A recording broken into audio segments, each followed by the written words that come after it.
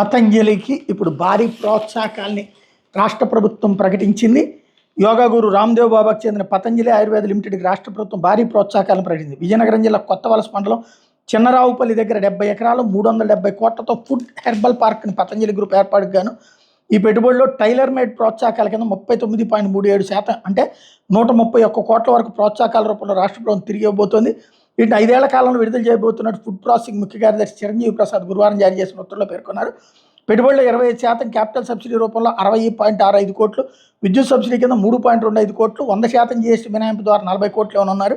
ఇది కాకుండా యూనిట్ ద్వారా కల్పించే ఉద్యోగాలకు ఎంప్లాయ్మెంట్ సబ్సిడీ కింద 24.26 కోట్లు ప్రభుత్వం చెల్లించబోతుంది. అలాగే కుప్పంలో కర్ణాటకకు చెందిన న్యూటీ ఫుడ్స్కి 83.49 కోట్ల ప్రోత్సాహకాలు మంజూరు చేసి ప్రభుత్వం మరో ఉత్తర్వు జారీ చేసింది.